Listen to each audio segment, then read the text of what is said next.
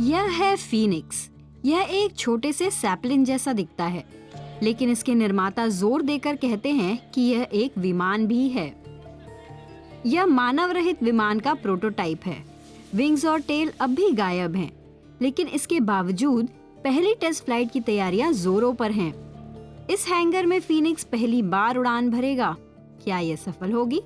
ये आइडिया 150 साल से भी ज्यादा समय से है। इसे पानी के भीतर रिमोट से ऑपरेट करने वाले व्हीकल की तरह इस्तेमाल किया गया, जहां ये बढ़िया सर्वे करता है। लेकिन किसी ने इसे हवा में इस्तेमाल नहीं किया, क्योंकि हवा का घनत्व पानी के मुकाबले 100 गुना कम होता है और वहां भौतिकी बहुत जटिल हो जाती है।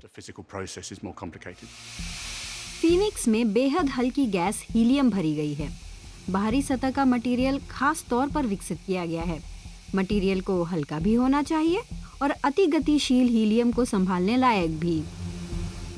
बेहद हल्के कार्बन फाइबर से बनाई गई फोटोवोल्टाइक सेल्स विंग्स और टेल में लगाई गई हैं। विमान को ऊर्जा इन्हीं से मिलेगी। रात में उड़ान जारी रहे, यह तय करने के लिए कुछ बैटरियां भी हैं। सारे हिस्से असेंबल हो चुके हैं। फीनिक्स को बाद में कई कामों के लिए इस्तेमाल किया जा सकता है। मसलन कैमरे लगाकर इसे प्राकृतिक आपदाओं जैसी इमरजेंसी में यूज किया जा सकता है। एक संभावना इसे छत में सैटेलाइट की तरह निगरानी के लिए इस्तेमाल करने की हो सकती है। ये 20,000 मीटर की ऊंचाई पर उड़ेगा, क्योंकि वहां मौसम ठीक रहता है। जमीन की तुलना में वहां हवा के थपेड़े बहुत कम होते हैं। फीनिक्स 15 मीटर लंबा है और बिना हीलियम भरे इसका वजन 120 किलो है। हल्के वजन के कारण ही इसे बहुत कम ऊर्जा की जरूरत पड़ती है।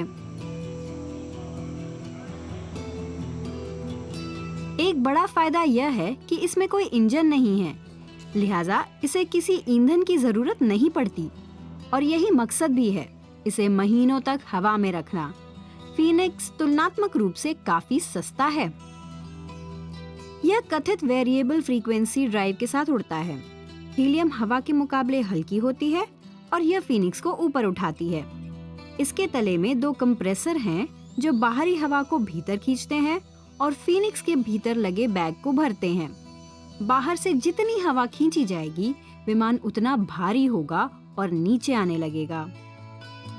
जैसे ही हवा को बाहर फेंका जाएगा, वैसे ही विमान हल्का हो जाएगा और ऊपर उठने लगेगा। यह सांस भरने जैसा है और इससे विंग्स ऊपर उठेंगे। फीनिक्स सिर्फ ऊपर या नीचे ही नहीं, बल्कि आगे भी जाता है। उड़ान के दौरान आधे समय फीनिक्स हवा से भारी होता है, इसलिए ये विमान की श्रेणी में आता है, और आधे समय हवा से हल्का, लिहाजा यह एक बलून भी है। फीनिक्स के इस मॉडल को विंड टनल में अनगिनत टेस्ट झेलने हैं।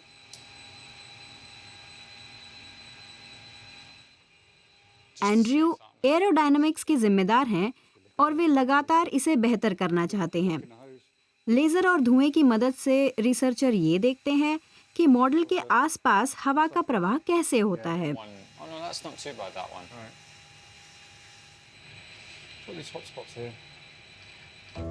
और आखिरकार इंतजार खत्म। 3 साल की मेहनत के बाद प्रोटोटाइप की पहली उड़ान।